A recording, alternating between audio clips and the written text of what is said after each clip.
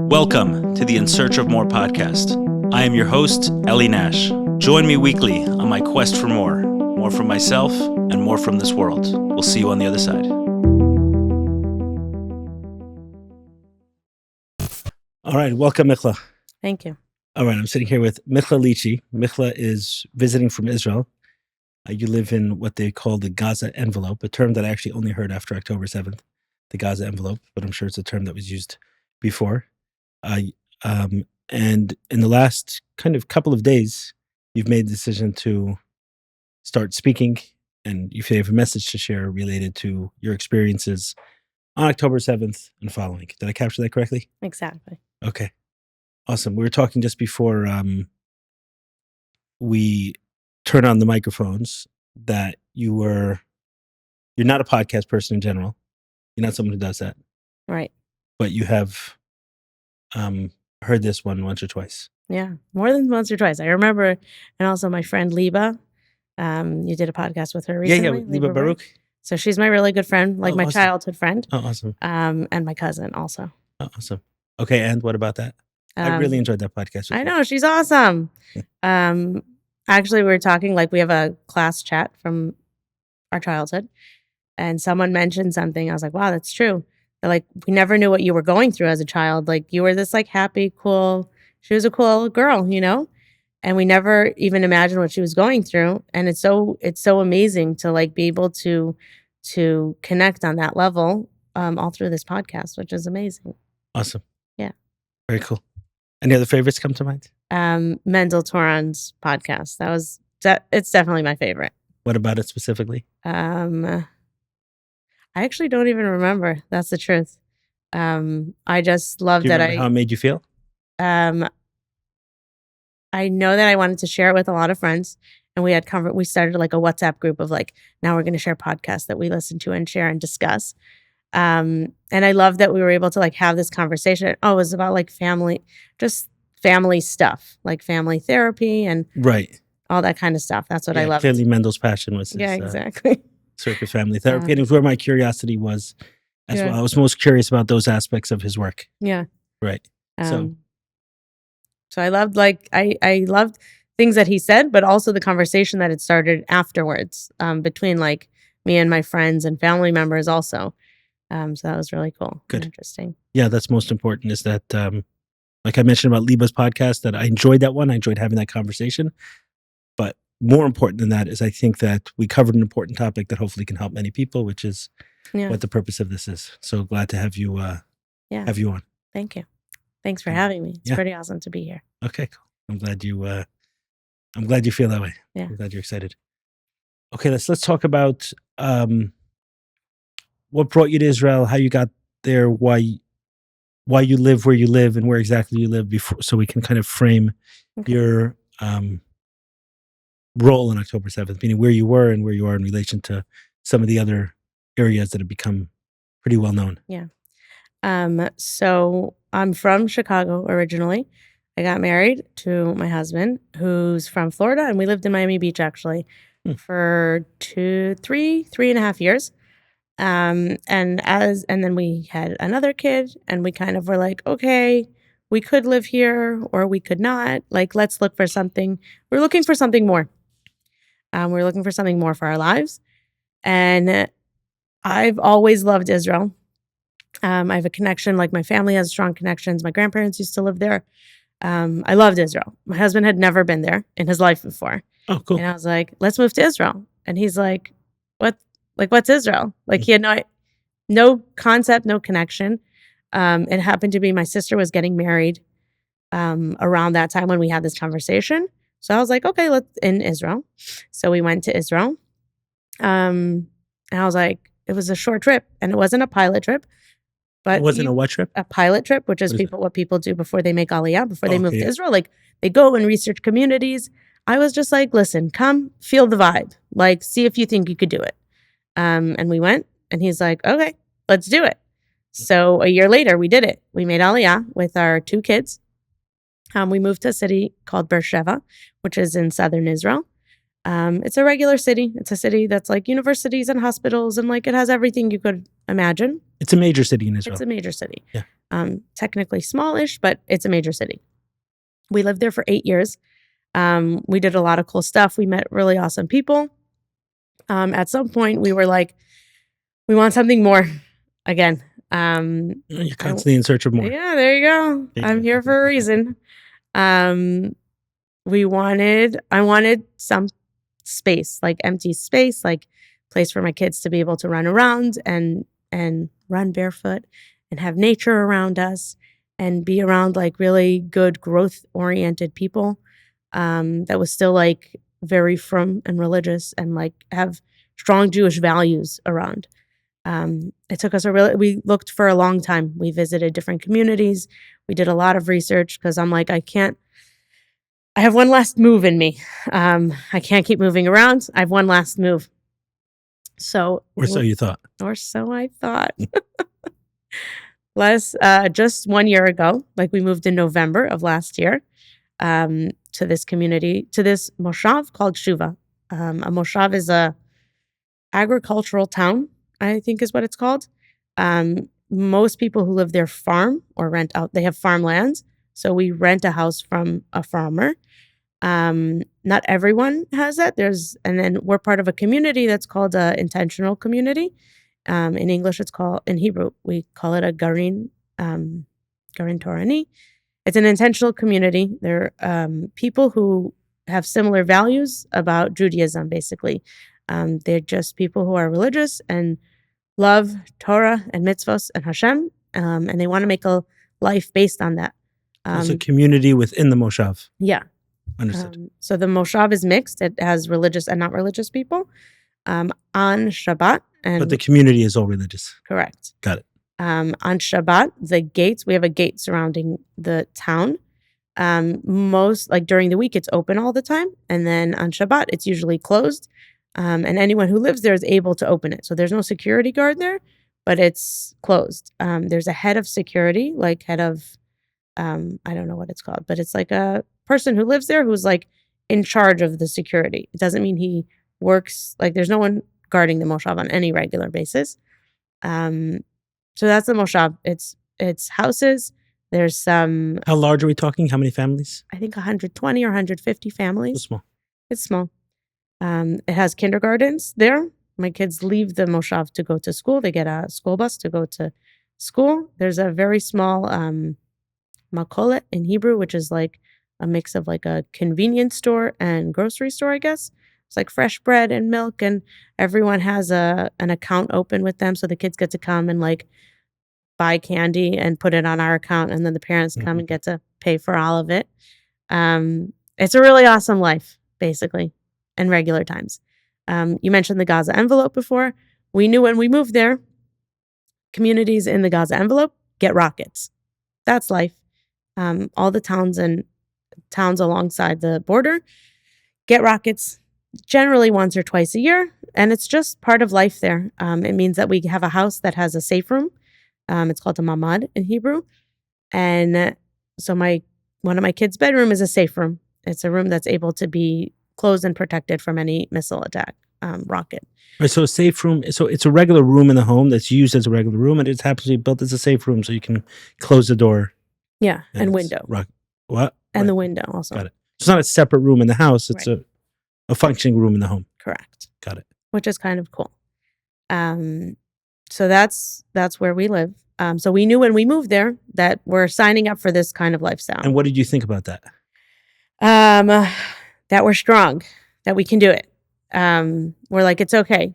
The plus sides of living there was okay enough to deal with the once or twice a year, like bad weather, let's say, right? So it's not the actual weather, but like it's generally like it's not a big deal. The kids are really you didn't think of it as risking your life or risking your children's life. It's just not at all.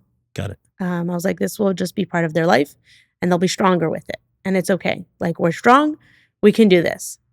So that was like a choice we made. And it's not a choice that everybody would make. And it's not a great choice for everybody. I know families that have left that area because it's just too much. Listen, when people are living there, is it on is it constantly on someone's mind? For example, if we were sitting there having this kind of conversation pre-October 7th in your home, would we be thinking about how far we are from the safe room, if we can get there in advance of a siren? Is that on people's mind generally, or people are just living their life? People totally just live their lives. It's somewhere in their heads, meaning it's not. I don't think it's in their heads. You get used to what you're used to, you know?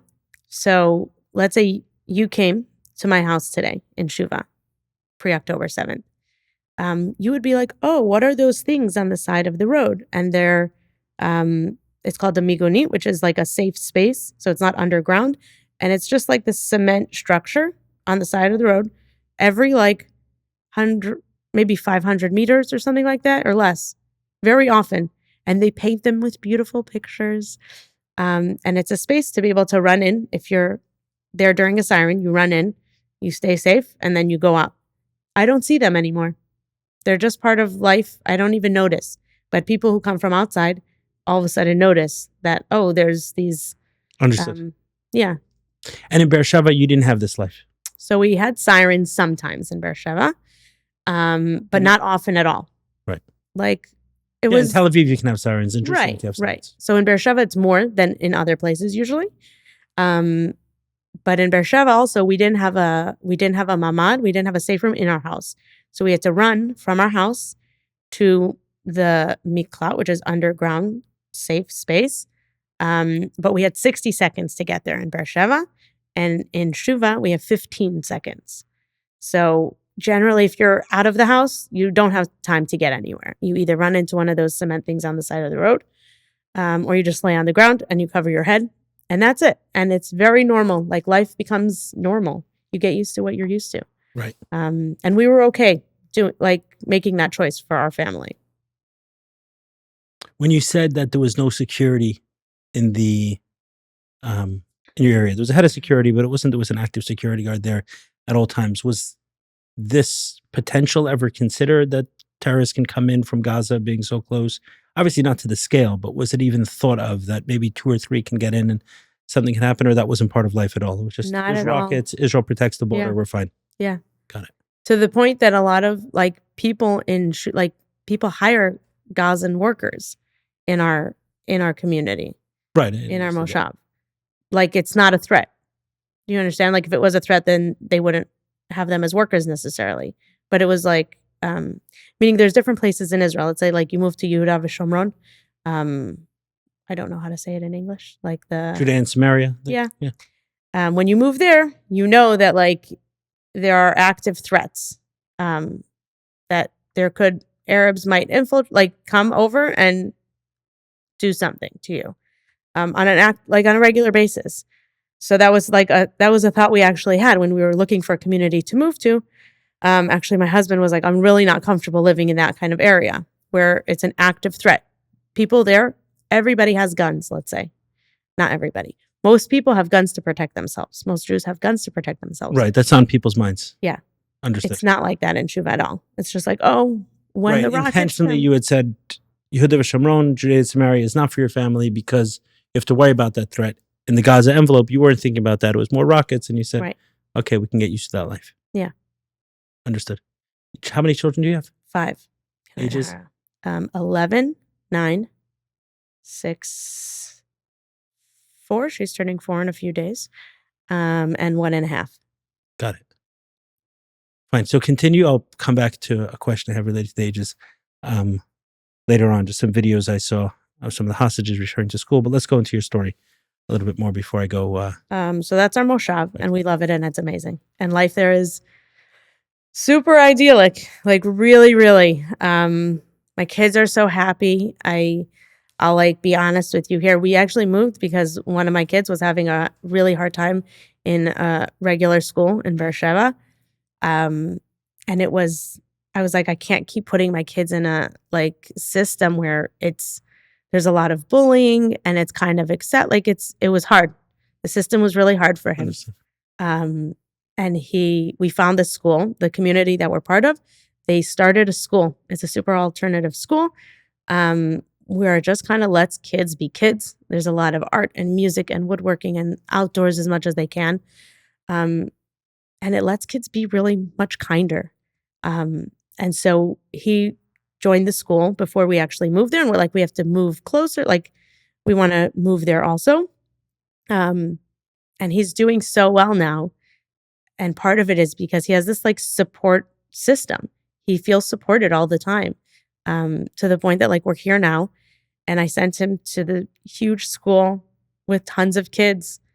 And I was like, I'm not sure if this is a good idea, but he went and he had a great time.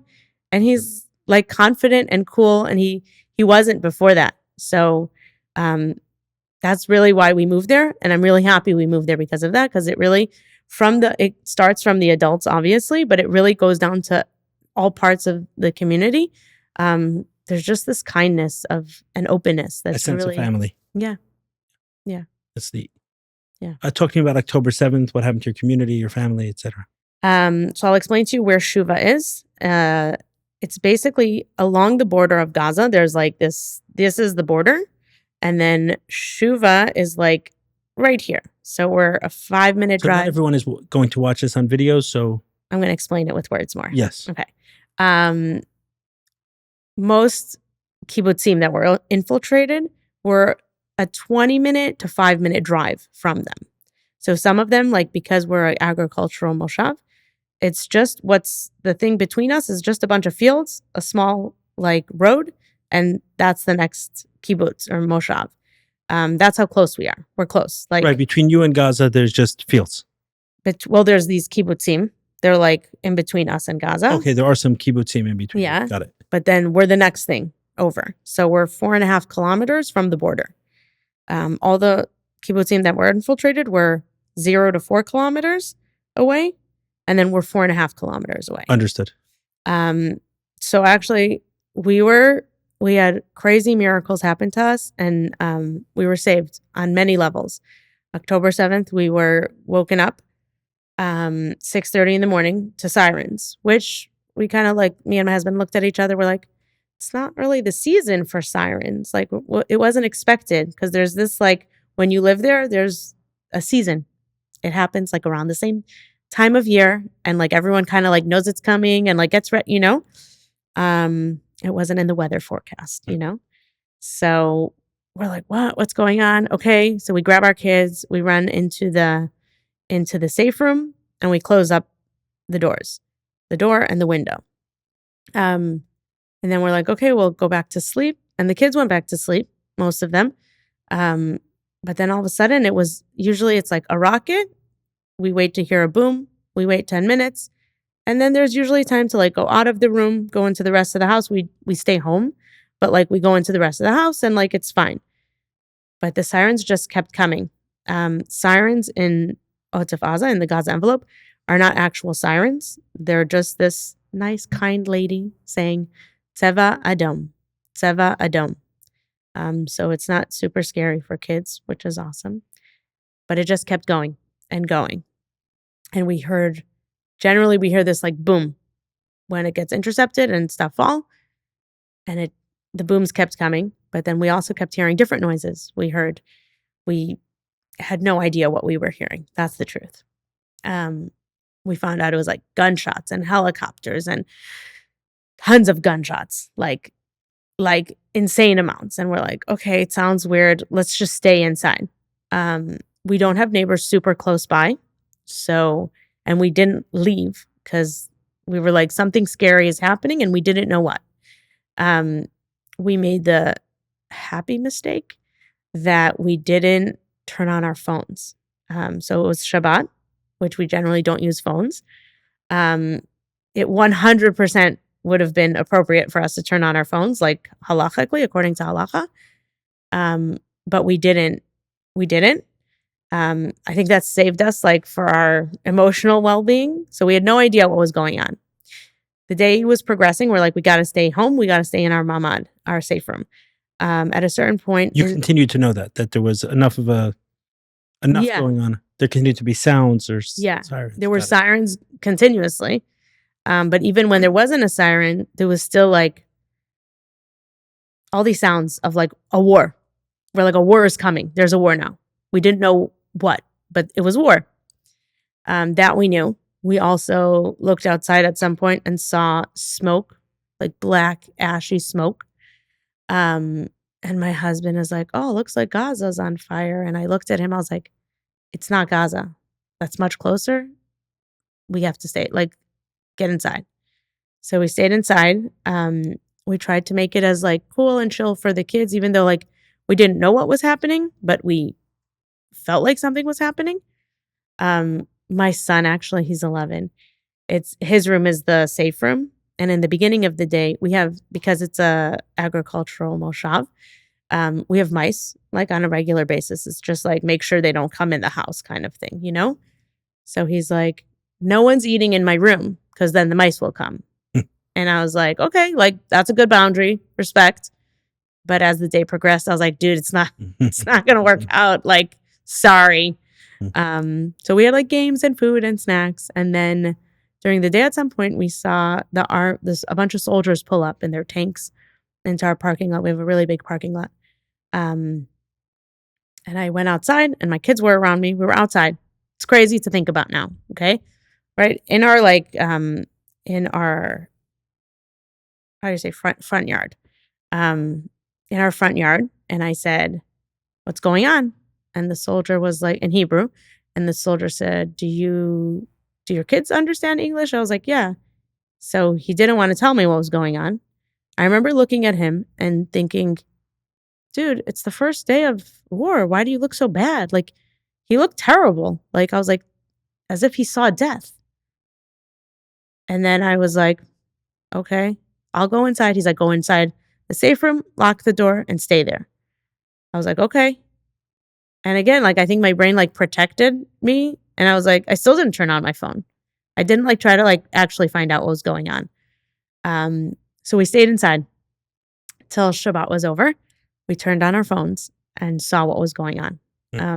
Everyone in our community, like, meaning we opened our, like, just community chat of people who keep Shabbat. There was, like, 350 messages. Like, we missed everyone was talking, and we saw what was going on. And then we were like, "Okay, put the kids to bed." I have one kid that was having a really hard time just from the side. Like, she's a big empath. Um, and I'm sure she picked up that something heavy was going on around her. So she was having a really hard time. She was having a hard time breathing. She was having a hard time. But the rest of it, and we tried to, like, help her and do, like, moving and breathing, and she was having a hard time. But we put everyone back to sleep, and we didn't want to tell them what was actually going on. How do you tell that to a bunch of small kids? Like, so we put them to bed, and we were like, "Okay, what do we do now? We got to stay in the safe room." And we were talking with our community, like, when do we leave?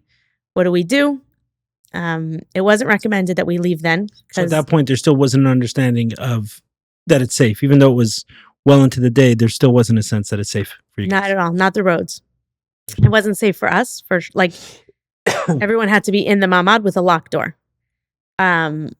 unless they were doing security and protecting the houses. And the roads weren't safe. Like, everyone was like, no one knows what's going on the roads at all. It's possible that there are non-neutralized terrorists on the roads. So we're like, okay, we're going to stay home. And that's when we found out kind of, like, more or less what our community was experiencing, the ones that were around that day. So we had a field hospital was set up right outside the entrance of our moshav, where they were bringing evacuees, some alive, some not. And then it was kind of like a triage hospital. So we have friends that are doctors, and a friend of mine is a nurse, and they were helping run this triage hospital. And, so evacuees from other communities or soldiers, or both? Both, everything. Anyone who was dealing with this infiltrations, massacres. Can I say any, like, gory details? Whatever is appropriate for you, yeah. Okay. So, like, small things that we found out over the next, like, few days as we talked to our friends were, like, they had tons of bodies that were piling up there because that's how they were evacuating people. And they didn't have a way to cover when a Jewish person dies, they cover the body. And they didn't have ways to cover them. So they were using these elections were supposed to be happening now. So there's these big election signs hanging up. So they were like tearing them down to cover the bodies, to give them the respect. And these are people, they're not like soldiers and Zaka workers that were doing this. These were like volunteer people that got up and were like, we're going to come and help. At a certain point, a friend of ours that's a doctor also, he's like, there's a pile of bodies. We have to move it. So he calls the army. The army's like, we don't have the manpower right now. Call Zaka. Zaka's like, we don't have the manpower. We don't have the vehicles. Find someone with in Hebrew, it's called an agala. What do you call something that like attaches to your car that like you use for like moving? A wagon? I don't know. A wagon. Exactly. Find someone with a wagon and move them. So our friend took his wagon, attached it to his car, and moved them. And afterwards, his wife is like, and now I'm moving my furniture with it. Like, what world is this, you know? Mm-hmm. So that's like the experience that was going on. It also, our community is a very like peace, love. It's a bunch of hippies. So when they got together in the morning, once they figured out, like a bunch of people figured out what was going on, and they're like, okay, we're going to come and we're going to like secure the moshav and protect it. And so they came and got together and they're like, everyone bring your ammunition, like whatever you have. And they had a total of 5 or 6 guns with like not extra weaponry from that. So the fact that our moshav was skipped over was a huge miracle, because looking back, they're like, if somebody came to our door, like there would be no way we can protect ourselves. We didn't have it. On top of that, okay, so like afterwards also they found out, we heard these like heavy noises that I was like, okay, like now I was like remembering, I'm like, some were bullets and there was something else. The helicopter from the army came at some point and they took out this group of terrorists in the fields right behind our house. This huge group. And afterwards they found a map of our moshav on them. Like they were ready to infiltrate, and they just, by luck, Hashem decided that it wasn't going to be our day. They didn't get there. And it doesn't make sense according to nature that like they got into everything else, but not into ours. We were saved, straight up saved. That's it. So that's our October 7th day. And so during the day, my kids still didn't know. We put our kids to bed. They didn't know. And then we're like, okay, we got to go. We have to leave, right? We didn't have any clean clothes at all because I didn't do laundry all of Sukkot, from the beginning of Sukkot. So I kept running. It was not a smart idea. I ran out like from the safe room. I like threw in a load of laundry, switched it, did another one. I was like, okay, I could do 2. That's it. So then Sunday morning we woke up. We said, okay, everybody hop in the car. We grabbed whatever we can. We didn't like pack.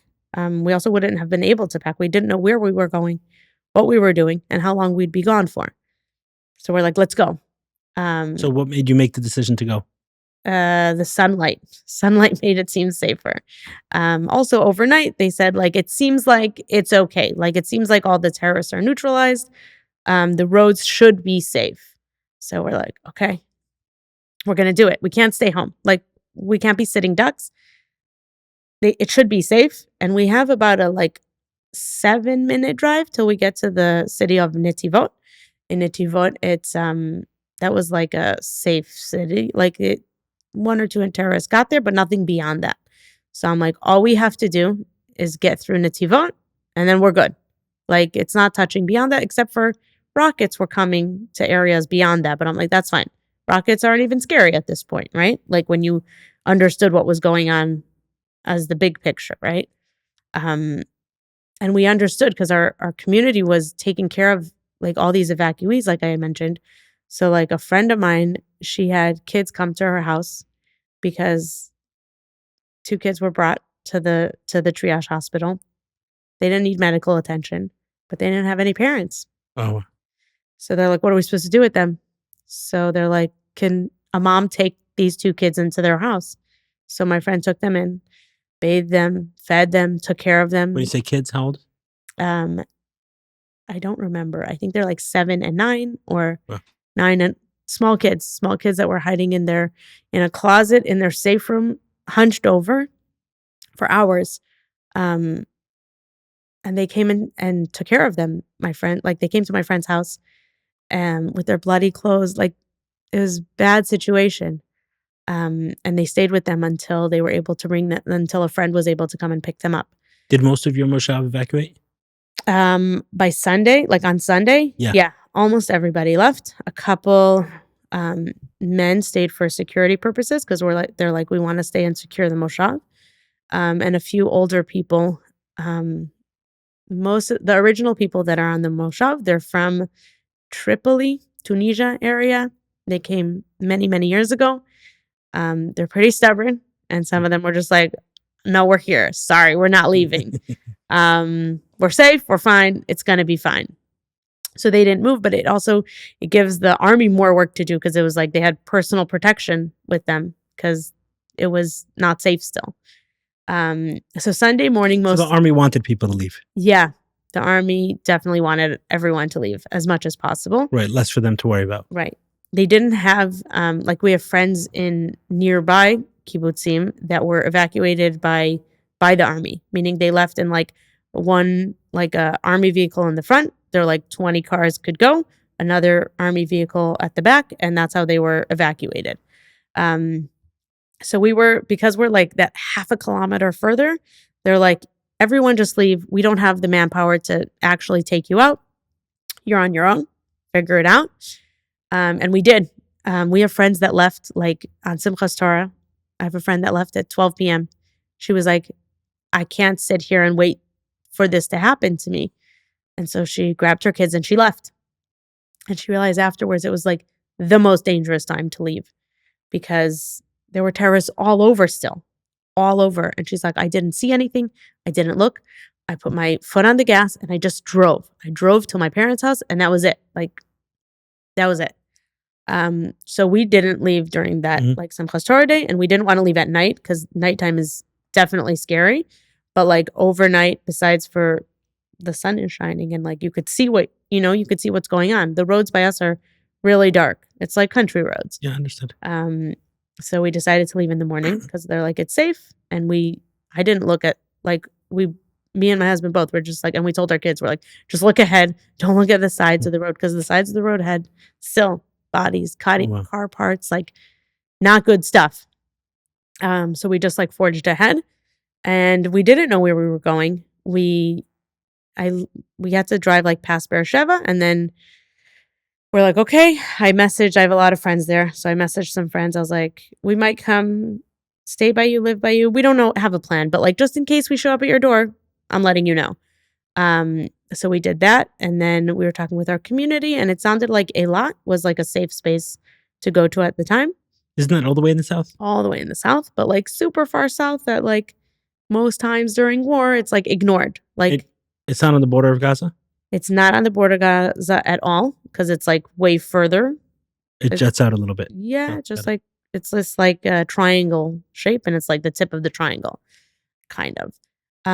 It's close to Jordan, but everyone was like, Jordan's not joining this war. We're fine. Now they're actually getting rockets that they think are coming from Yemen. But for the first, like we went down to Eilat. It's where the army was evacuating a lot of people also. So the army was evacuating people to like hotels. So because we weren't actually evacuated by the army, we were on our own to figure out what to do. So friends of ours, like people in the community, they're like, okay, some people could go here to one location. And we chose to go to this place called Park Timna.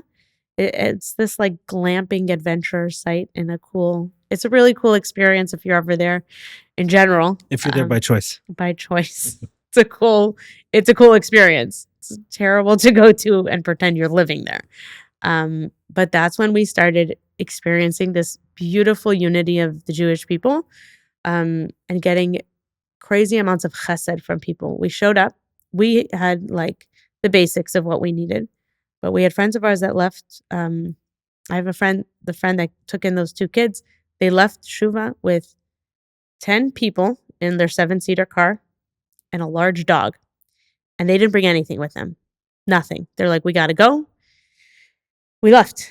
So they didn't have anything with them. And we show up to the site and people from Eilat, just random people in general, like, there's like this organization could help with this and different organizations help with different stuff.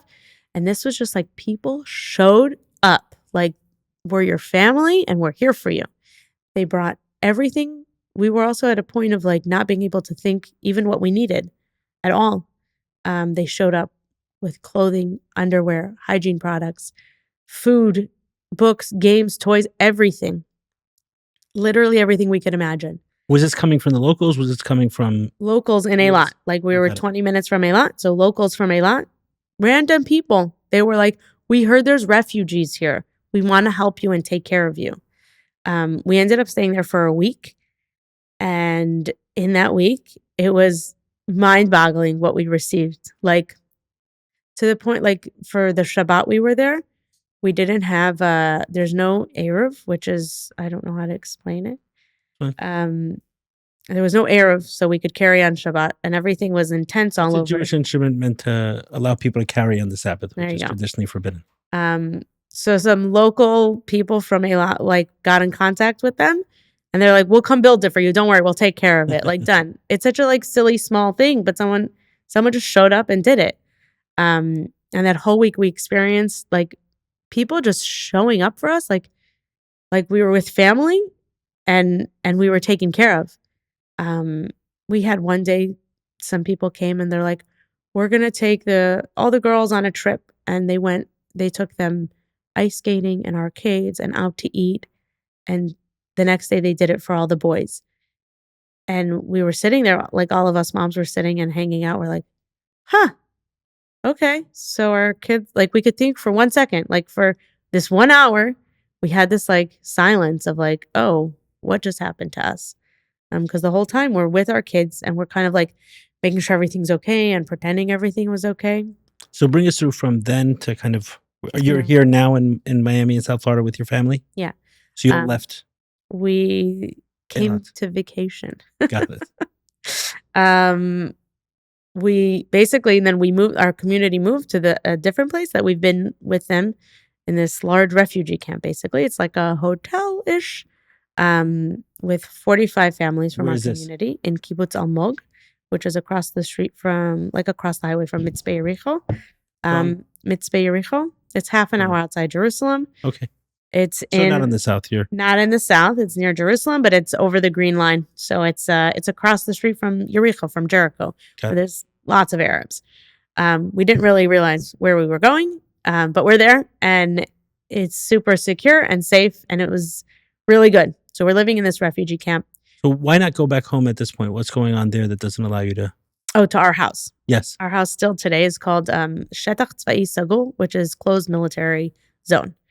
The military's in Shuva, like that, they're stationed there. So you're not even allowed to go back home if you want to? So we can go. We are welcome to go to our houses. They just are telling us it's a military zone. So you're welcome to come, but it's a military zone. What that means is, like, I went back one day. I felt like I had to remember I had a home. I had to clean my house. I had to, like, I forgot how my house looked like, straight up. Like, I was like, oh, my kitchen's pretty nice. So I went back and I was like, maybe we could just come back. Maybe we could just live there. It's really, living not in a home is really hard. I don't have a way to cook and to, like, take care of, like, it's my love language is cooking, right? So I'm like, who am I without being able to cook and bake? It's really hard. And my kids we don't have space to, like, just be. There's no couch with a living room. I remember, like, at one point I was like, I got to get out of here. Like, I need my own space. When you open the door to your room, you're around all your friends and community. Like, there's no entranceway. There's no front yard. There's no. You're saying in the refugee camp? Yeah, in our refugee camp. What is it, cabins or tents? It's cabins. Got it. So they're like nice. They're like suites, small suites, basically. It's traditionally a hotel? Yeah. Understood. But it's like a lot of outdoor space. But basically, if you walk out, you're like, hello, friend. That, like, yeah, they're all my friends. I love them. Mhm. But like, come on, give me a couch with a living room or something. So at some point, I was like, I got to get out of here. I got to go away. So most of our community is Israelis. So they would go for Shabbat. They would go to family. I have one sister who lives there, and that's it. I don't have other family. And most of my friends live in Beersheba, where there's sirens on a regular basis still, and my kids are they were not up for it. At this point, what have you told your kids? Oh, I forgot to go back to that. So once we were in the car on our way down, I was like, well, we got to tell them what's going on, at least my older kids, because we're about to go with a bunch of other families that live this in different ways than us, right? Families that may or may not have lost family and friends. Really good friends of ours still have their uncle, like his brother is still missing. These kids' grandmother was taken hostage. She was wounded, and then she played dead on the side of the road, crawled back to her moshav, to her kibbutz, came back to her son's house, and saved herself like that on her own. And she just went back last week. She went back to visit her house. Like, she's okay. But this is stuff my kids' friends are not just reading in the news, they're living it. So I was like, okay, we have to tell our kids what's going on. So and like saying to Tehillim, when you say like, oh, we're praying for soldiers, and my kids are sitting and they're not praying for random soldiers. They're praying for their friends and their friends of friends, or their teachers' friends, or their teachers, right? Like, it's their real life. What? So what did you tell your kids about what happened? So we told our older kids that like this is a war now, and we slowly told them there's hostages and that a lot of people died. Obviously, we didn't get into numbers, although my 11-year-old definitely knows more than me at this point. My younger kids still, like, we didn't get into details with them because it's not important. Also, my 6-year-old is the one that was having a really hard time with all of it. We're just like, it's a war. We can't go home until the army says it's safe. We can't go home. That's like kind of how it's packaged for them. I have to say this though, my 6-year-old, that she was having this hard time. I was like, I don't even know how to help her right now. So I did some like energy healing for her twice. And then she kind of was able to like breathe for the first time in like over 24 hours. And it was really, really awesome to see. I did it for myself as well at some point. When you say did energy healing, does it mean you do it yourself, or you? No, I had someone work on her. Energy healing. Okay. They're like, can we do you want to do it like talking to us? I was like, no, just fix it. We weren't up for talking about anything, so that's, where was I? You were talking about what you were telling your kids. Yeah. So my younger kids still, they're just like, they know that at this point, like my 6-year-old knows there's hostages because like there's pictures all over, and she knows more. My youngest don't. Like, it's just, there's a war. We're waiting till it's safe to go back home. And they accept that. Right. The reason I asked them, besides for the obvious, is that a couple of days ago I saw a video of, I forget the name of the girl, but probably somewhere between the ages of 7 and 9, who was taken hostage. Yeah. And as part of the release that happened last week, she came out. And the video was of her going into, I guess, school for the first day. Have you seen this video? Yeah. So the teacher opens up the metal gate. She walks in, and there were many different age students around. So I guess it was a small school or a small group. And the way they were comforting and consoling her, it was clear that they knew a lot about what had happened. Right. She wasn't just gone for a couple of weeks and now she's coming back to school. And some of them in the videos appeared to be real young, 4 or 5 years old. Yeah. And they're hugging her and holding on to her and patting her on the back. I was like, wow, like these kids know a lot about what happens. That's why I was curious. So they do, because I'm sure, I don't know for a fact, but I'm sure that she went back to her preschool. That's not in the place where she's from, but it's in a hotel or in a place where like the communities have tried to stay together. So then we have rebuilt our like school systems there. So their kids, the kids that she was going back to, if this was the Gan that she came from, the preschool that she went to, they're kids who have experienced it. They were the kids who were hiding in rooms. They were the kids Right, understood. who lost parents.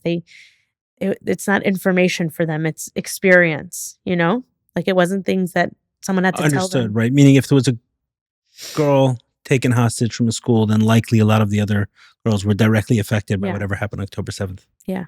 Okay, you were talking about why you chose not to live at home. So you had gone back home not long ago just to remind Yeah. yourself that you had a house. So what did you see that led you to the conclusion that you don't want to go back there? So I went back to my house.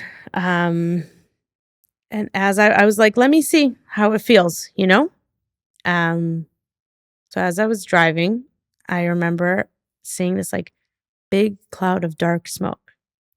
And I was like, that's what I'm driving to. My goal is to get as closest to the dark smoke I can get to, and that's my house. I was like, that's depressing. I'm sorry. I can't. Like, that's crazy.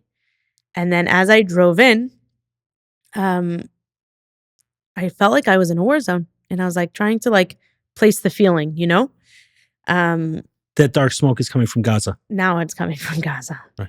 On Simchat Torah, it wasn't. It was coming from Understood. the kibbutzim that were on fire. Now it's coming from Gaza. So then I went into my house. I was like, okay, I spent like 3 hours there. I was like, let me just feel it. Let me feel what's going on here. And the ground was shaking from the bombing that was happening by the Israelis into Gaza. And at some point we told the head of security that we're like, there's army, the soldiers are here. If anyone needs to use our house, they're welcome to. The door's open. We left the door open. We took the things that we need and like whatever. It's not clean, but the house is available. Because again, we left. I didn't have time to like clean up and make it, So I wasn't sure if someone was there or not. So I remember I was doing it on Instagram. I was like videoing it, and I didn't notice this, but my sister was like, Michla, you knocked on your door of your house before you walked in, like your own door. I was like, oh, I did. There were soldiers there. I could tell there were soldiers because there's like all their stuff.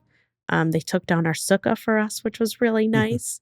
We wrapped it up nicely. They're like, no, the rain is coming. We didn't want it to get ruined. I was like, oh my gosh. So we have soldiers living in our house right now. So I was talking to them a little bit. They're like, oh, are you guys coming back? I was like, no, I don't think so. So I came and I was talking to them a little bit, and I was like, how does it feel? And one of them said, the booms, like he's like, during the day, we already like, you get used to what you're used to. Whatever you're around, you get used to. And he said, but honestly, at night, sometimes I wake up from like a big boom and it's scary. And I was like, this is this like big brave soldier who's telling me he wakes up scared sometimes. I have 5 small children. It's not what I'm bringing my kids back to. Right, understood.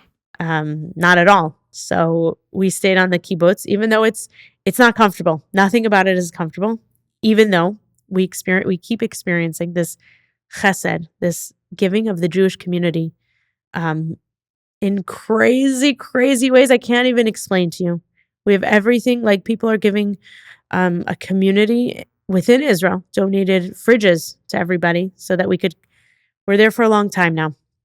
We're, I think, 7 weeks, 8 weeks there already. Everyone kind of needs their independence. We're independent people. And it's hard that like we have this cafeteria where we get food, but like the food isn't necessarily great. It's terrible. That hours don't necessarily work, especially when you have like large families and like big kids and small kids, and it's complicated. So we got fridges donated, and stovetop like burners, and some closets because we're like, we have stuff. People have stuff. In addition to like, we have singers come and do concerts for us, and people coming to do activities for kids, for adults, different therapies, like both like in Hebrew it's called guf nefesh, which is like emotional well-being, like massage, reflexology, different types of therapies like that, but also social workers and talk therapists for adults and children, people coming and volunteering their time to do this. Right. I think this is one of the most the least recognized aspects of the war is the amount of refugees within Israel. It's spoken about a lot on the Gaza side, Yeah. where how many, I mean, it is terrible there. I mean, the millions of people which are being displaced for good reason, but Right. it's still rough. But it's not spoken about the hundreds of thousands in the north and the south who've been forced to Right. move within Israel. It's part of why I told you before, I'm not someone who talks. I know I've been going around and kind of trying to like spread some kind of message because it's important for me for people to understand what's actually going on. That there's hundreds of thousands of people that are displaced, and it doesn't matter. Some people are in really nice hotels, but I guarantee you there's not any hotel that I would like to be living in for 2 months with lots of children. Small things like how do you do laundry when you're living in a hotel, right? So when we first got there, we had people coming, picking up our laundry, washing it, folding it, and returning it to us. Where are these people from? From the kibbutz nearby, like just people. Nice. We heard there's refugees. We want to help. How can we help? Laundry. Okay, done. Pick it up. Like, it doesn't make sense. Who picks up people's dirty laundry by the like carload? Not like I'll do you a favor as a friend. A lot of kids, right? Yeah, and a lot of people also. Like we're 45 families. We're in our specific refugee camp. We're 250 people. It's a lot of people. So like stuff like that. Then eventually we got someone organized donations of washing machines and dryers. So we have a whole little laundry room built up, which is kind of cute and sweet. I got to like hang out with my friends while I was doing my laundry. And what happens with schooling and regular life? That's all on hold. So no, it's another thing that's really cool. We have a lot of teachers with us. Like the principal of my kid's school is with us and some teachers. So we've kind of, I shouldn't say I was not functional, but people from the community have built a system. Some grades and some genders stay on the kibbutz and have teachers that teach them. I mentioned my kid's school is really alternative.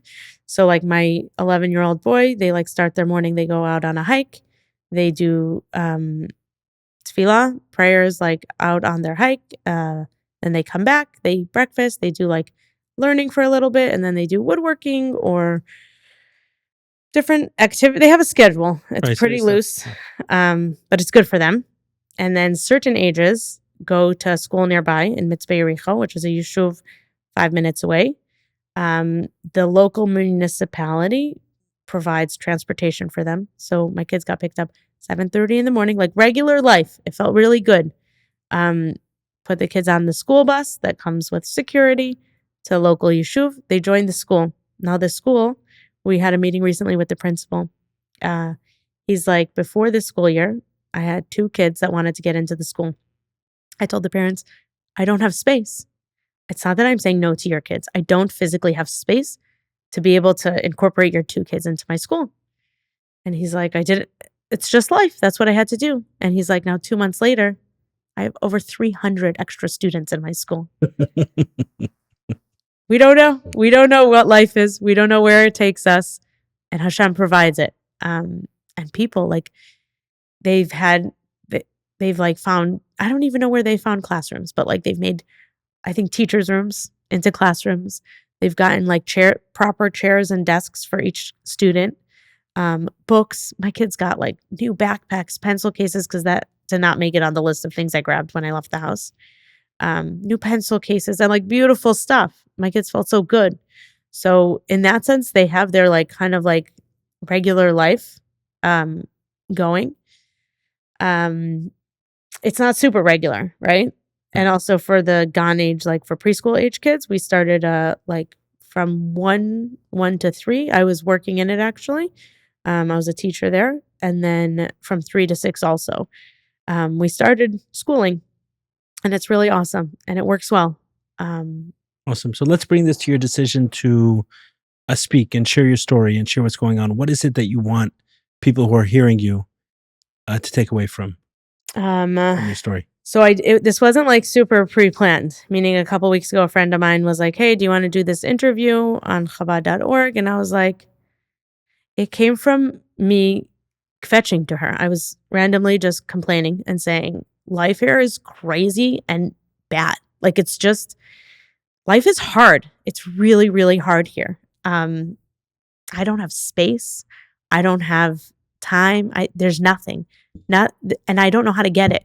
I have all these people offering help, right? I have all these tons of people offering all kinds of help, and I'm just like, I feel like I'm choking and drowning, and I don't know what to do.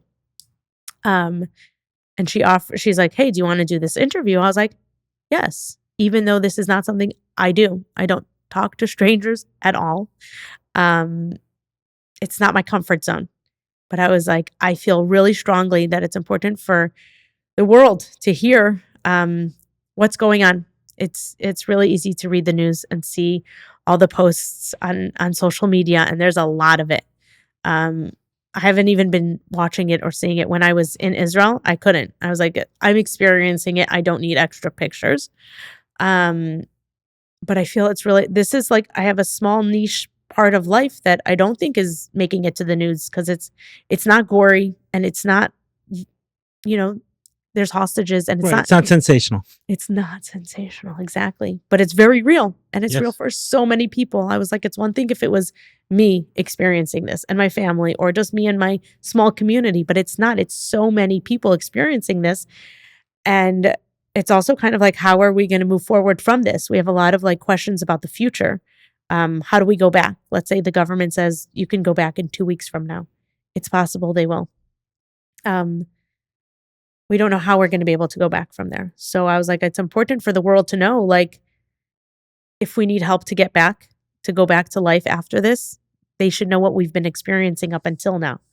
And I also wanted to like spread this message of like this unity that I felt so strongly at the beginning of the war, that like, we're brothers and sisters, and we're here for you, and we're taking care of each other, and like, we're here, we're one unit. We're part of one heart, and we're one unit.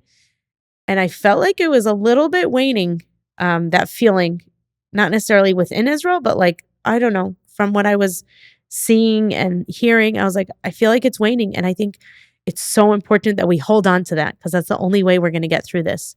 In Israel, all over, there's all these signs like that say "Biyachad ninatzeach." That's like the motto. Right. But it feels to me from the outside looking in that it could be just media portraying it this way, but around the hostage situation, like that has the potential to tear Israel apart. To tell me what you mean by that. Just in terms of the path going forward, is there was 100 or so people released. There's still 100, 30, 40, 50 still as hostages inside Gaza. Hamas has thrown out these ideas of an all for all. You release all Palestinian prisoners, be they terrorists, murderers, or anyone else, then we'll release these, innocent people that we've taken hostage. And some who have children or husbands or family members as part of that are pushing for that, and could potentially see the war, as the ongoing war now, as something that makes that less possible. So it just seems like that has a little potential to fracture Israel. I agree. I also really truly believe that the only way we're going to get through this is with Hashem's help. There's not a natural way that makes sense that this story is ending. I really don't think. Why? What do you see as the potential possibilities, outcomes of where this? Well, I think that like October 7th showed us very clearly that the things that we have to rely on are not necessarily the things that are going to protect us. We're part of a very the community that we're part of is very Zionistic. Okay. So there's this like belief we built Israel. We have a strong army, and we're unbeatable. Right. And then October 7th happened, and I was like, we're beatable. If we're talking about the strong army, the army failed.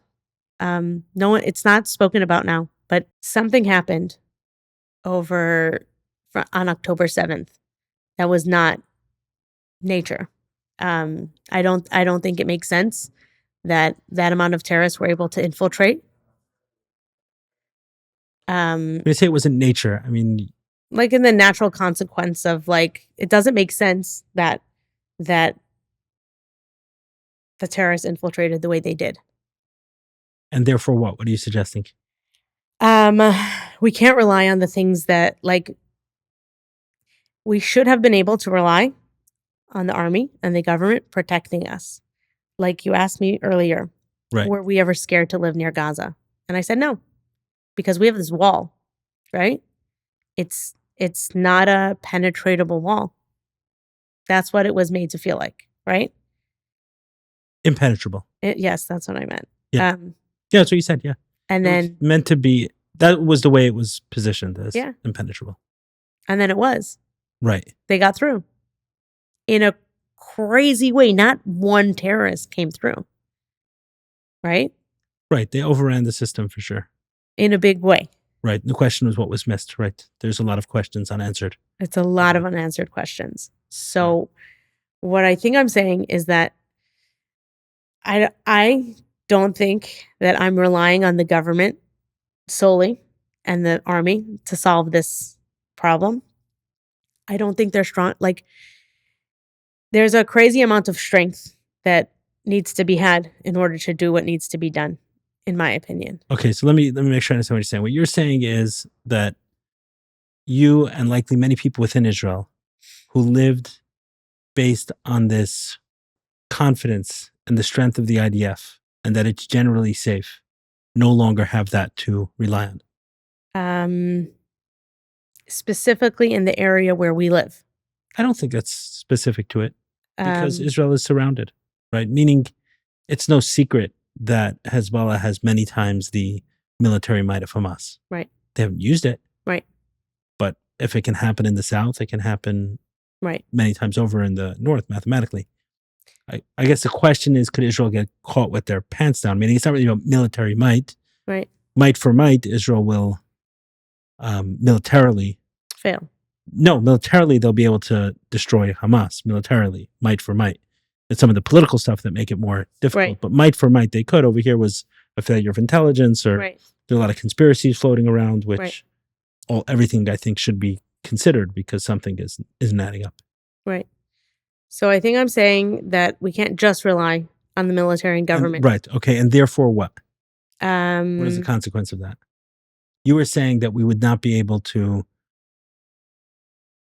that there is no natural outcome that you see that's workable in some way. So I want to know, what are the ones that you see potentially? Where do you see this going? so that's why I think that, like, the Jews really need to stick together and have this unity, this crazy, crazy unity.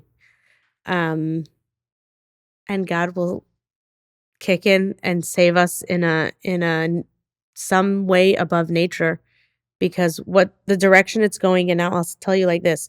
We're in our refugee camp where most men are on reserve duty, right? Right. That's another thing we didn't even touch on. Right, Yeah. exactly. There's so many things. Okay. So Your husband is not. my because he's husband is American. not, because we moved to Israel when he was too old to join. Right. Which is great. Baruch Hashem, I thank God for that. But most people are, okay? So because we have this like commune life, every time someone's husband would come back, it wasn't like a private weekend or hours. It was like, hey, friend, welcome. And then everyone would sit and talk, and because everyone's excited to see them also, because we're living this like super communal life, right? So we got talking to people who are inside Gaza most of the time. A bunch of the guys are some of the guys are up north and in different places, but some of them are in Gaza. And we have a friend that's there. And during the ceasefire, he came back because he's like, he's not a soldier, he's a doctor. And so he gets to kind of like make choices for where he is and what he's doing. So during the ceasefire, he's like, I'm not sitting around waiting if we're not busy. I'll be here if you need me, call me if you need me, but otherwise I'm going to go spend time with my family. Right. So he came back and he was like, this is terrible. Like, having the ceasefire is only going to make going back in harder and worse. And we look bad in the media. Like, Israel is doing harsh stuff. in Gaza right now. It's not nice at all. I was talking to my sister at some point, and I was like, I want to like say that the numbers are being sensationalized, like how many people are being killed in Gaza, but I'm pretty sure they're not. And then the army actually said it's not specifically right, but it's generally right. It's not something nice and good. We're also, a lot of our friends are people that have been evacuated from Gush Katif many years ago. And they're like, obviously this happened. Like, what did we think was going to happen as a result from evacuating Gush Katif, you know? So I don't That's think. barely spoken about, by the way. I know. Barely spoken about. In America. In Israel, it's spoken about a lot. Yeah. Okay. You don't hear anyone talking about it. Yeah. It's spoken about a lot there. I have friends that they live in Shuva with us, and she was a teenager during the evacuation. And she's like, I don't know if I'm going to be able to go back. I don't know if I could keep playing this game that the government, like I'm a small piece in this game the government is playing. Right. She's like, I think I need to just be far away. Like, I'm not sure I'm up for this. Okay, so make sure I understand what you're saying. What you're saying is that naturally we're pretty screwed. Yeah. So the only solution So the only solution you see is a metaphysical one, a spiritual one, a godly one. Yeah. And what that seems like to you is just an incredible Jewish unity, and in that unified voice, asking God for his protection. Yeah. And him seeing the unity, perhaps we'll get it, because we're past the realm of something natural being able to help us. We need something supernatural. And the best way to get that is through unity. Yeah. That was said really well. I wasn't sure I don't know if I followed my thought process before you got to that. But yes, I do feel like that. Okay, good. That was cool. That's over here. Yeah. I guess it's a so how did you arrive at that conclusion? Meaning it sounds nice. Nice. What? It sounds nice. Right. We've heard that a lot growing up. You know, we're always told the second Beis HaMikdash, the second temple was destroyed because of baseless hate. Right. And the way to rectify that is baseless love. Right. And in that environment, it's very safe. By the way, separately from this, I just came across this in a letter of the Rebbe. Do you know why the first Beis HaMikdash was destroyed? The first temple was destroyed? No. It was because there wasn't appropriate love for the Torah. And it didn't actually have to do with observance. It sounded like it was just the love for the Torah had ceased. Meaning there can be tremendous love for the Torah that's divorced from observant. Someone can be observant and not have tremendous love. Someone can be not observant, not fully observant, and have tremendous love. It's a separate thing. But there wasn't that tremendous love, and more than love, let's say respect, but adoration or awe of the Torah. Like this is something that's a very respected and cherished. It's also barely spoken about, but I can. Yeah, it really isn't. But it's so interesting that you're saying that, because it's part of the reason why, part of what I found in our community in Shuva that I didn't find in many communities, that like this intense and people's actual observance varies greatly in this community in a big way. There are people that don't cover their hair, meaning everybody keeps in our community Shabbat and kosher, but like beyond that, like the small details vary so greatly. And the one thing that connects everybody is this love and like wanting to make Torah their life. So it's so cool that that's connected. Right. Despite the fact that there isn't necessarily exact observance. Yeah. Cool. Yeah. I like that. Yeah. Right. So outside of hearing that growing up, it's almost a mythological, part of Jewish mythology is this idea of Jewish unity gives us divine protection. Is there a way that you can explain it to someone who's not on board in a practical way? Because and leading up to this, for example, in Israel, I don't know what it was like again inside, but from the outside looking in, there was a real fracturing of the system, like major. Yeah. I mean, before the Chagim, I was like, are we going to have a civil war? I felt like this is this is what leads up to a civil war. And my husband's like, what? I was like, why wouldn't there be a civil war now? There's going to be like something huge is about to happen. There's this fracture. Something's going to crack and break. And what makes sense, the next step to me is like this civil war. There's this Israeli TV show, actually. It's not super popular and I haven't been able to watch it, but they make this fictitious idea of like a 2-state solution, but of religious and not religious people. Okay. With a wall in between. Okay. It's pretty crazy. And I couldn't watch it because I was like, I feel it. It's not new. It's from a few years ago. I haven't been able to watch it because I was like, I could see that possibly happening in Israel at some point. Like, it doesn't seem good. It seems terrible. Is that where the divide is? Is the divide amongst those who consider themselves religious and those who don't? Is that? It's like a little bit more fluid than that, right? Because life is not black and white. But in general, it was like the right wing is more religious and the left is less religious. And the divide was between the right and the left, right? It doesn't mean that there are not right, of course, people in between, but in general, like the extreme right was religious and the extreme left was not religious, is not. And now I was like, it's crazy because time, like what is time? Just a few weeks after this, like feeling that there's going to be a civil war, everyone's brothers and sisters again, like as if that divide didn't happen at all. Right. But I do feel like even that, like it's starting to kind of tear apart a little bit also in Israel, like you said. So where do you see it tearing apart? The hostage situation, like you had mentioned. People just want to be with their families, which is understandable. They're like, just make it happen. Get our hostages back. Get our family back. They're not just random people. Do people see it as the last hostage deal led to this game plan by Hamas for this many hostages? Is that take like? Are you hearing that? Not like they did pretty well on the Gilad Shalit deal, right? As Hamas did. Not like super loudly. I'm not going to say I'm not a crazy expert politically. I'm not an expert at all in politics. All right. I mean, more in the. But I'm saying like the conversation on the ground. It's not something that's spoken about. It's more spoken about how like the government is really weak. In what sense?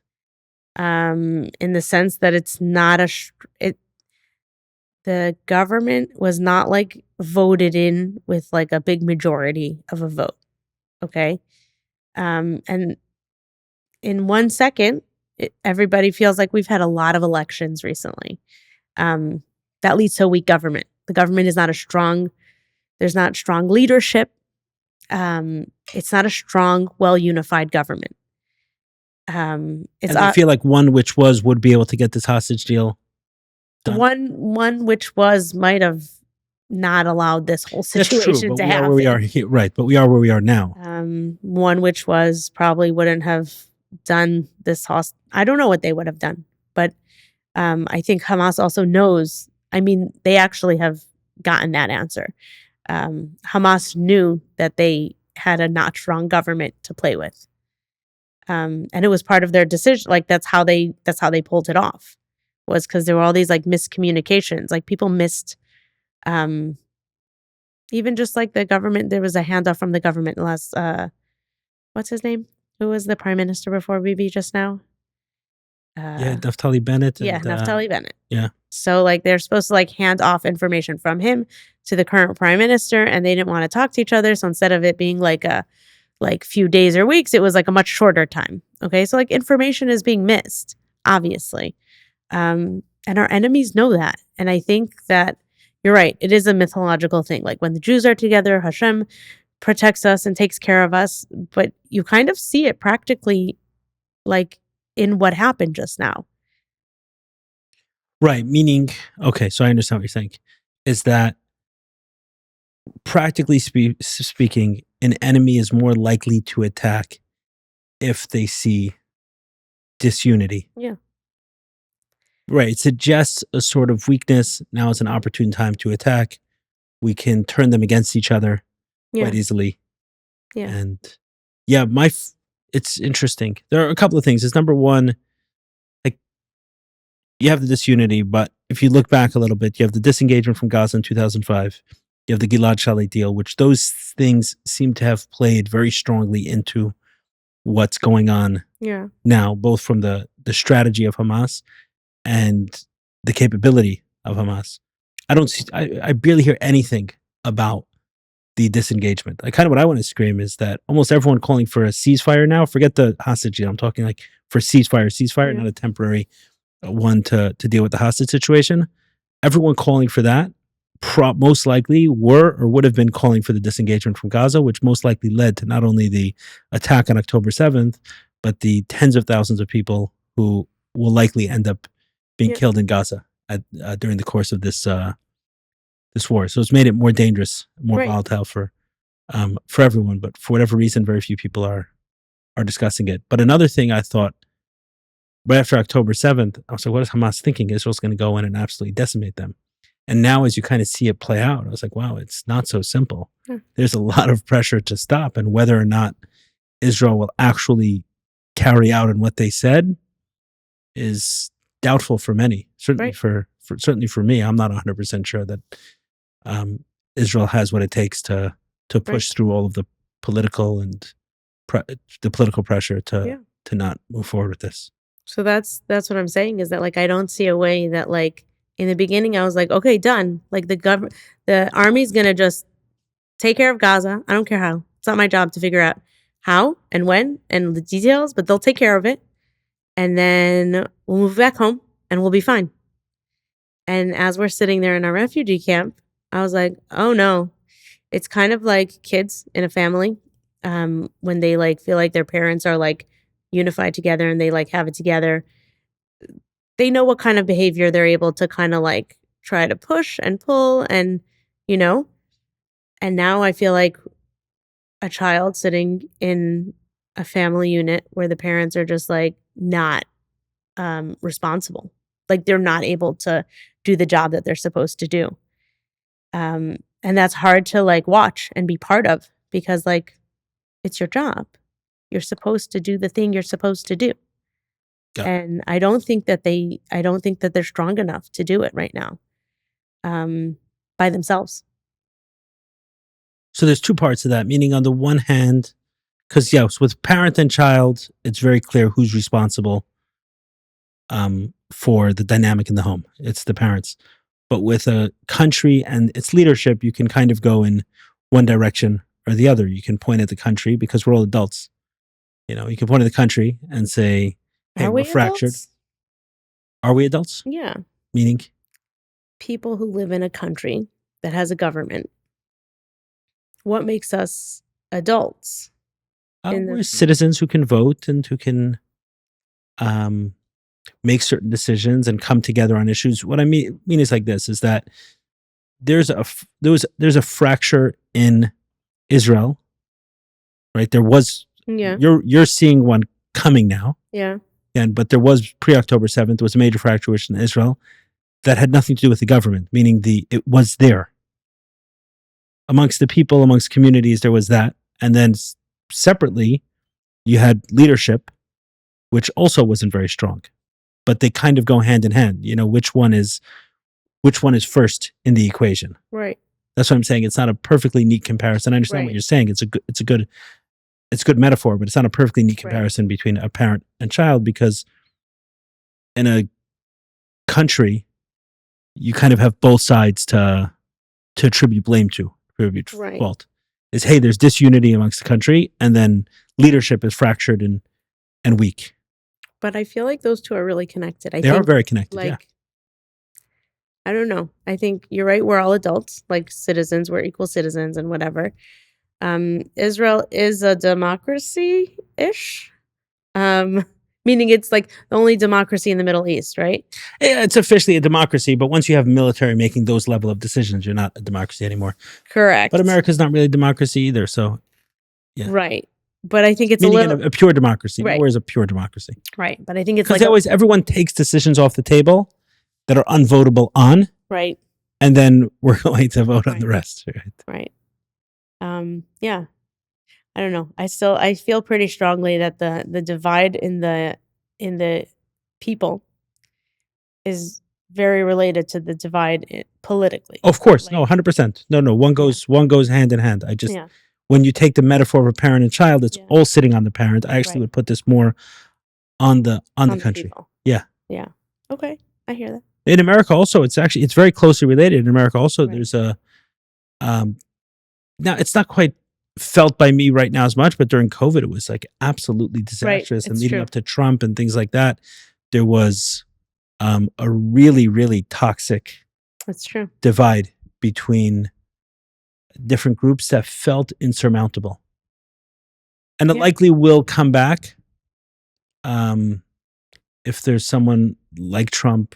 Not when I say like Trump, just the same party as Trump Yeah. back in the White House. Like it felt like a strategy that was being played out in America with Trump as its leader was then played out in Israel with Netanyahu as the leader, and all the same strategies that were taken to discredit Trump were then used on Netanyahu. Not to take a clean position on Right. any one of them. My Right. my general position I saw in a book by Alan Greenspan. He said this. He said the fact that someone is willing to do what it takes to become the president of the United States should automatically disqualify them for the position. I like that. Yeah, there's a certain like a politician is a politician is a politician, right? For reasons, but there has to be a leader, and there are certainly some better than others. But without going into the whole political debate, there was a divide in America that's was then playing out in Israel. But there are things like this, 9/11 in New York was there. It brought New York City together, certainly, and in some ways the whole country. Yeah. October 7th, for like 2 weeks, we had the whole world, it seemed like, oh, wow, they're saying nice things about Jews. Yeah. But that's starting to shift. Yeah. And, okay, so that's what you're paying attention to. And I understand it from a strategy perspective as well. Militarily, Israel is not as strong, and its enemies are emboldened by the fact that there's fracture within that. So you're saying it's practical and perhaps metaphysical as well. Yeah. So that's your main message. I think so. Yeah. And also just to kind of remember for ourselves how close we are. Like, I hadn't been paying attention to American, like what life is like in America recently at all. Because I'm like, I'm in a war zone. That's what's my life is. I can't pay attention to other people's stuff and problems. And I kind of heard anti-Semitism. I have a sister who she works in Chicago, in downtown Chicago. And one day is she goes into work a few days a week, and a few days she works from home. And I was like, hey, it's your day. You're supposed to go into the office. And she's like, oh, no, I can't, because there's a pro-Palestinian rally and I'm scared. So I can't. And I was like, huh. I had no concept of that stuff that was going on in America, this anti-Semitism. And that's new, I think, for America. It's pretty new. Yeah, it always happens around wars in Israel, right? That it becomes emboldened, and with each one a little bit stronger. I saw I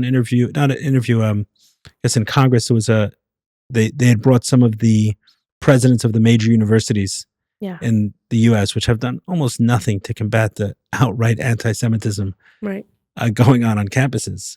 And if you watch their answers, it was they could not give a simple is it against the code of conduct of Harvard, or is it against the code of conduct at MIT to call for things like globalizing the Intifada, something like that? And the answers were, all of these presidents suddenly became politicians on a subject of hate and racism, which they claimed to campaign on for many years, as we needed more equity and more inclusion and more understanding and no racism. And suddenly, so there is a problem. There's a problem in America as well. Yeah. So I think the problem, I think it's the same. I think we're in a war together. We're in the same war. And if we remember that we're fighting the same war, I think it will unify us more, and it will get us through it. I don't know any any military way we're getting out of this terrible situation going on in Israel right now. I'll be really honest with you. We we don't know when we're going back home. We have to pay rent still to a house that we can't go to. Um, and even after let's say when the government says you guys could go home, I don't know if I'm going to be comfortable bringing my kids to live that kind of lifestyle. So does that mean Israel? Does that mean No, we're definitely going to stay in stay in Israel. Israel? Yeah, I'll tell you, like when the war first started, all my family was like, "Come, come, come! We're booking tickets for you guys." I was like, "Nope, we chose to live here. Um, we really believe, like the Lubavitch Rebbe said, it's the safest place in the world, and we're here. We're here to stay. We're not running away from this." Um, and then And it wasn't even, financial, like, we weren't able to afford to fly here with all of our kids, like, a couple, like, months ago, we were like, "We're not coming back as a family to America, like, it's too expensive, it's terrible idea to get on a flight with 5 children for, like, a week, we can't miss school," we're like, "We're not doing family trips anymore." Me and my husband came separately with, like, our older kids, one at a time. We're like, "Here's your family trip, and now we're taking a break for a bunch of time. Like, we're done. We're not going back to visit family for a while." So we definitely wasn't, like, something that we could afford comfortably on any level. Um, but it wasn't the finances that, like, stopped us from coming because we had family and friends that were like, "Tell us where to send the Cash App to," like, "We'll take care of you. Don't worry about it." But I was like, "I'm not comfortable running away from this. This is where we're supposed to be," and I truly believe that. Um, as time passed and I was having a hard time, like, just keeping up for my family, like, my kids and my husband, my brother was actually like, "So how does Hanukkah vacation sound to you?" I was like, "Huh, I could do Hanukkah vacation with my family." And that's when we came here. So we made, like, a month-long, Hanukkah vacation for our family. Um, so we're not running away. We're going back. We have a When we told our community we were leaving, they're like, "But you have a return ticket, right?" I was like, "For sure. We're coming back. 100% we're coming back." I truly believe that that's where we belong. Um, Not to sound super Zionist, but I believe it's where Jews are supposed to be. Anyone who has a mission to fulfill outside of Israel, awesome, do it. But if not, it's the place where Jews are supposed to be. I actually had a meeting last week with a community in New Jersey.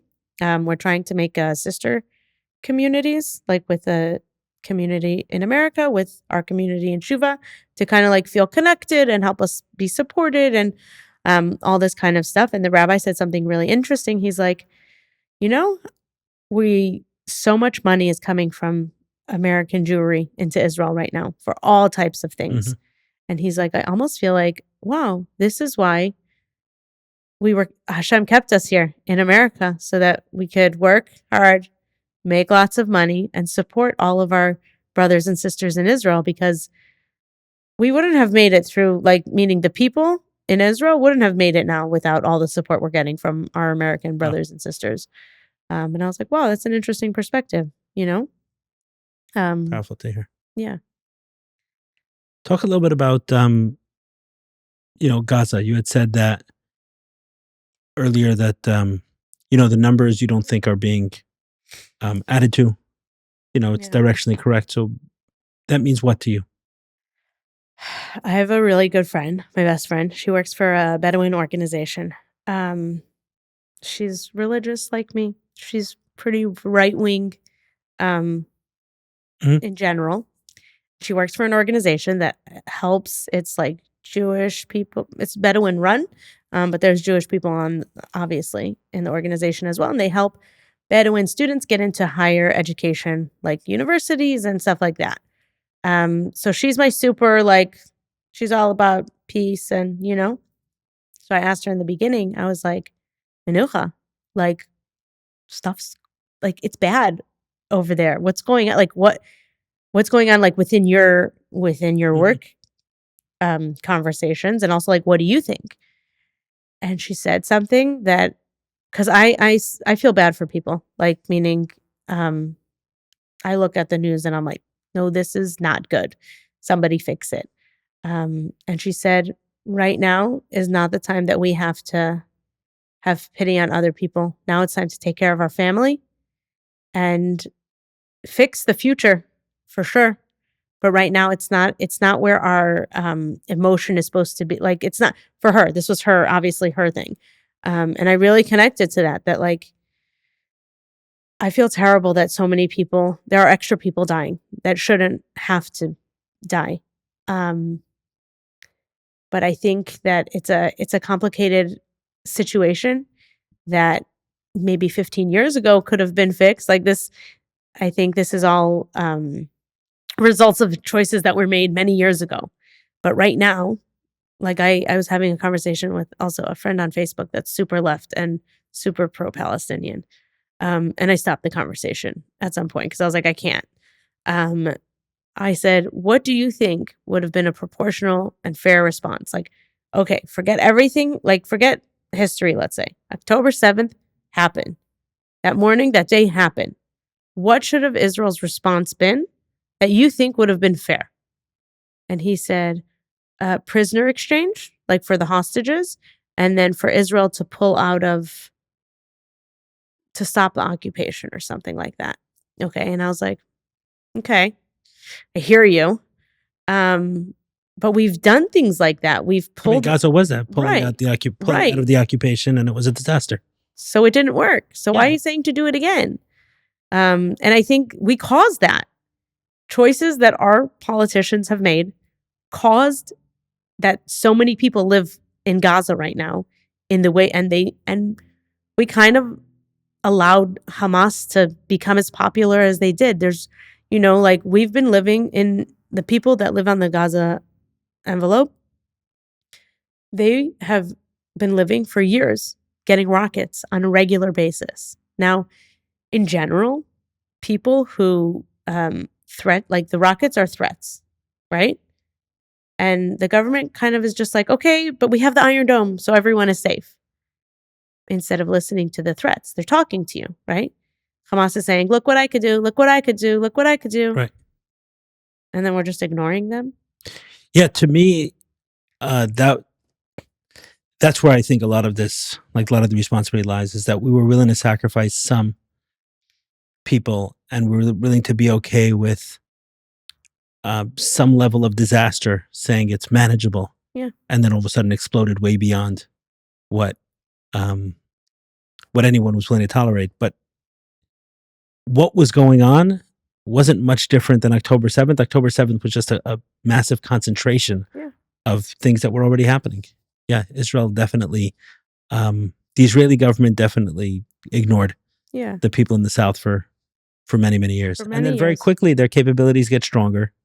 And now it's not just people, in the South, it's people in central Israel. Right. And then Israel's a small country with borders on all sides, and people who are hell-bent on its destruction. Right. So, yeah, I think in terms of, I've definitely heard certain language like carpet bomb Gaza and get every single one. They're Amalek and everything else. I have a hard time with those messages, because I think when you start pulling those things apart, like revenge, like massive, anger at everyone, then if you keep pulling at that logic, the only reason you're going to end up with for why Israel should do what it's doing and others can't is that Jews are superior in some way, right? Like that, the threat is going to end up there, which is obviously completely unacceptable. I think that in terms of the people dying, we just have to say it clearly. It's like Hamas's responsibility. This is their strategy. Their strategy is that is how they intend to be kept alive. Yeah. They intend to be kept alive by civilians, and every single one which dies is a tragedy, and every single one which dies is a tragedy at the hands of Hamas. This is their strategy. Their strategy is to be kept alive by having dead civilians. Yeah. Yes. You mentioned all the things that are constructed in Israel, the mamad, the things on the street, which I didn't even know about till recently. Where are those in Gaza if they want to protect the people? Billions and billions of dollars have been poured into there. They don't exist. They don't exist because they want dead civilians. It's part of the strategy. And if it's allowed to work, then it becomes a strategy that will continue to work and it operates. Right. That's what I think is like when I end up in discussions with those people, is people who are saying this, I say, you realize you're playing right into the hands of a Hamas strategy that is, I mean, it's so easy to execute. Just kill whoever you want, stand behind a baby. And you're safe. Right. Not just safe. You're anyone the victim. Who says anyone who says anything, you're killing babies. No, no, the IDF isn't killing babies. Hamas is killing babies. It's literally part of their strategy. Yeah. Literally part of the strategy. How are there babies in northern Gaza? Right. When for the last, I don't know how many, for weeks before Israel did anything, they said, get out of the north, get out of the north, get out of the north, get out of the north. If there's any babies in the north, then some adult in Gaza chose to have them there. Yeah. So, and then all those many useful idiots who are just talking about it as, Israel killing Gazans, they're the ones killing Gazans. Literally, you're playing right into Hamas strategy. This works. It works. Like I said, I couldn't understand what Hamas was thinking at first. How are they going to survive this? Every single one of them is going to be decimated. What do they expect Israel's response to be? And then I realized they can play this, as long as they can play this out for a few months, it's going to be very difficult for Israel to do what it needs to do. Correct. Because of their dead baby strategy. Right. Because it works. Because it works, and it does work. Yeah. And it results in much more dead babies. The other thing is, how is there not massive pressure on Egypt and the Muslim world to figure out this issue? As Jewish people, we take tremendous responsibility for other Jews. Right. So you have a couple million Jews which somehow figure out how to, I don't know, let's say, how many Jews are there in Israel? I have no idea. That was a 9 million number, but I don't know if that's all of Israeli citizens or just Jews. Yeah. So somewhere between 7 and 9 million, 6 and 9 million Jews within Israel. And somehow they figured out what to do with hundreds of thousands of refugees, that you're getting refrigerators and everything else. But in Gaza, Egypt, no one's talking about the pressure that should be put on Egypt. They have a border there. Why aren't they figuring it out? Why aren't there human aid? Right? Like forget like military options. All sorts of things. Yeah. All sorts of things. Figure it out. You got 1 billion Muslims around the world. Figure it out. Figure out how to get help for these people. But it seems to me, and maybe it's maybe someone give me a better explanation, that the Muslim world seems to want the Palestinian suffering so that they can continue to attack the Jews. So I think we have to put the blame where it is. It is a tragedy, but I do have a lot to say about certain messages that I hear on the Jewish side of the aisle, which is carpet bomb and kill everyone and they're a Malik. Which the suggestion of a Malik, I'm sure you understand, is that every single child, baby, animal needs to be killed. That's not a no. I actually that's not a decision that some person on Facebook or Instagram. But also then like what separates us from Hamas? What separates the Israeli army from Hamas? If we're revengeful people and we're angry people, we're not. We're not at all. I was listening to a podcast with Rabbi Shea Staub, which is another one I really liked that you interviewed. And he was saying anger is avodah zarah, right? So he was unpacking that. And the person interviewing was like, but like, I am angry at Hamas. And so he was kind of like going through like what the emotion of anger is, right?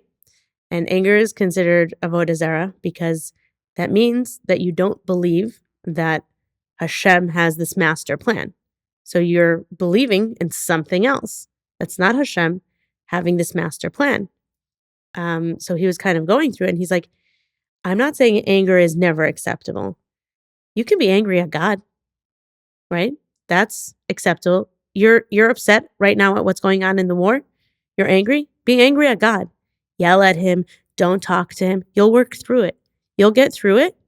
And that's acceptable. But being angry at anyone, at anything or anyone else besides for God, it's not purposeful. It's not going to get you someplace because, and where I went in my head, I was like, then that's this like unresolved anger.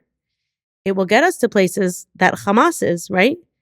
If you see all this kind of stuff on social media, like, oh, these poor Gazans and the Palestinian people, it's really like it's sad. They have a sad life, right?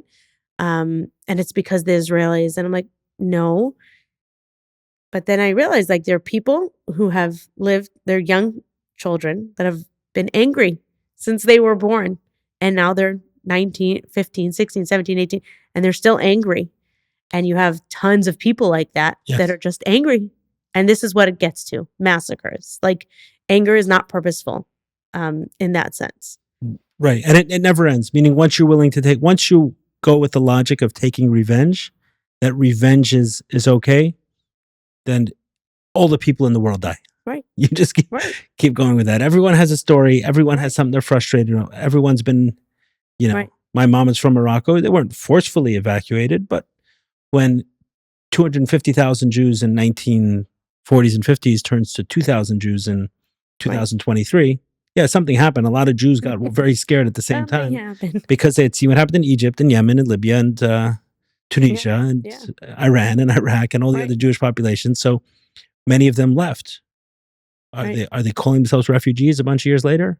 No, doesn't mean they don't have a right to be frustrated. They also have a right to be frustrated. But when the frustration turns into acts of aggression, especially acts of aggression at people who are not violently threatening you, but just to right some historical wrong, it never ends and everyone's dead at the end of this equation. Correct. So, yeah, when they say Hamas is an ideology, I think it's an important point to point out. Hamas is an ideology that a Jewish person can adopt. Meaning we can start thinking the same way. So, and we have to not. We have to not, right? Like, actively not, because I think it's easy to go down that, not knowingly, right? Like this, like you said, carpet bomb, Gaza ideology. That's what it is. It's anger. It's revenge. Yeah, as if it would make anyone safer. Right. It wouldn't. I No, mean, there is a consequence of every single one of these bombs, every single one of these people killed, whether they're Hamas or not. There is a consequence that has to be dealt with that isn't positive. Also, it's a blight. It's a blemish on humanity that we have to get to a war. We all come from the same place. Right. All come from the same two people, and somehow it got to a place that we need to kill each other. Yeah. And it may be right, I think, so they have to do what they have to do, and Israel and Hamas has to be defeated, but we made a lot of mistakes along the way to allow it to get to this place, and we can't make more of them. Right. So the consequences are... I think as years go on, the consequences get bigger. Yes. Yes, certainly.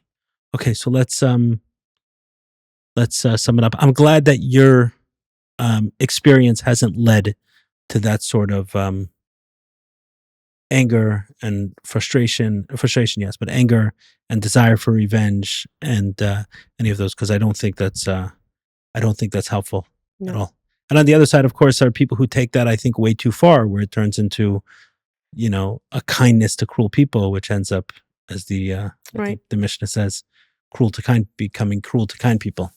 So yeah, but I think also that's something that's happening now, is that the kibbutzim that were infiltrated were mostly super peace loving. Like, they wanted to help all the people in Gaza. They really did. They were super large peace activists, and they believed in conversation fixing it. We just need to talk to them and make it, and we'll fix it.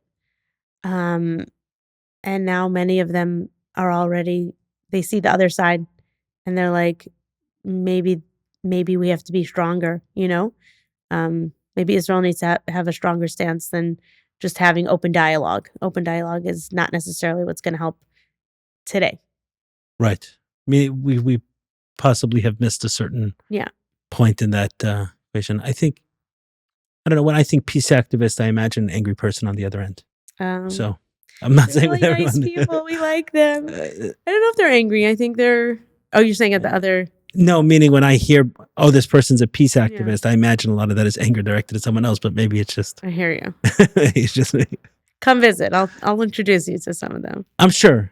No, and I understand that there is something very idyllic. Yeah. Embedded in a lot of these ideas is something like a beautiful kernel. Yeah. Like even in Hamas, there's this idea that, what we do here doesn't matter. It's really about the next world, right? There is something messianic about that in some way. There's also, a lot of these peaceful ideas. They sound great. Can't we all live in harmony and peace? Well, the answer is no, we can't. We possibly could have. There were some massive mistakes along the way, and we possibly could, right? Right. Egypt is peaceful, and right. 40, 50 years ago that wasn't imaginable, and Germany is peaceful, and 100 years ago that wasn't imaginable, or 80 years ago, right? So there you go. Yeah, so there's certainly possible for things to be turned around, but there's definitely some ideas that have come infected deep into the Palestinian population and within some of the Jewish population as well. Yeah, which has to be sorted through. Yeah. Sorted through for sure. Is there anything unfinished about our conversation, about your message? Was this? No, I think that's it. I really think the unity. I know. It's you still feel strongly that it's like more mythological. No. You answered it. You answered it. That there's there's something strategic to it, right? I think that's it. And I think that remembering that Israel belongs to all of us. Like, Jews should feel connected to the land of Eretz Yisrael, to the land of Israel. I know I grew up like getting it from my home. I don't know if everyone does, and I think it's important. I think it's really important to stay connected somehow. And I don't have answers. I know before I left, I asked a friend of mine. I was like, so many people want to help. What can I tell them? How can I tell them that they can help? And she's like, right now, we are all like postpartum moms. We need someone to come, hold our baby, do our laundry, cook us food. We don't know how to tell you how to help us. It's time for the world to kind of just get up and help us. And it's going to come out slowly in different ways for different people. But we don't have answers of how you can help us right now. Right. Certain times there's a lot of pressure in that question. How can I help you? Yeah. Just figure it out. That's part of the help, just by making Fix the decision. Right.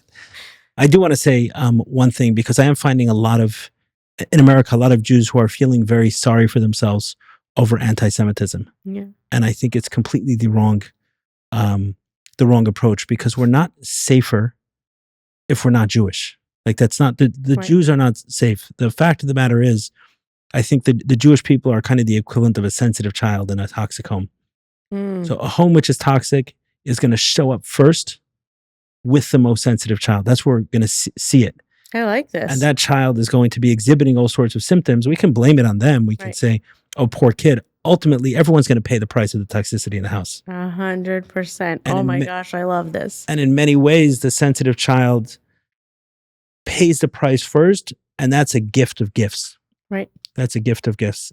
And the same for the Jewish people. These ideas are not sustainable for anyone. It wasn't 6 million people which died in the Holocaust. World War II had many more people died beyond that, because once we adopt certain ideologies, that Jews sometimes become the lightning rod for that, the first that we can exercise that on for whatever reason. Once that happens, then it extends from there. Did suicide bombings stop in Israel? No, it went all over Europe. It got to America. Wherever, once certain ideas are out there, it becomes dangerous for everyone. So I think for us Jews, we should feel very proud of anti-Semitism. We should be very proud of being the most sensitive child. We see the toxicity first, and we can react to it first, and we don't have to be blindsided by it 100 years later. And I think it's exactly that has led to our continuous ability to stay alive over many generations. Versus the opposite. Yeah, things are explained on spiritual ways, but things can also be explained. I like this one. In practical ways. Yeah. So we have lots of tools in our toolbox as a highly sensitive child. Yeah, and the Jews are highly sensitive people. There you go. And when it's a toxic idea, we often find out first. I love it. So thank you. Thank you for joining us. Cool. Thank you for having me. In Search for More podcasts. I hope your message not only gets out there, but resonates with people, because unity is a beautiful thing. And it was something that I said after the war, I said Hamas did what Chabad was unable to do. They brought Jews together in a beautiful way. Yeah. So awesome. Thank you, Hamas. Thank you. L'chaim. And hopefully we can retain the message without the reminders. I hope so. I really believe we can. Amen. Okay. Cool. You keep sharing your message, we will. Thank you.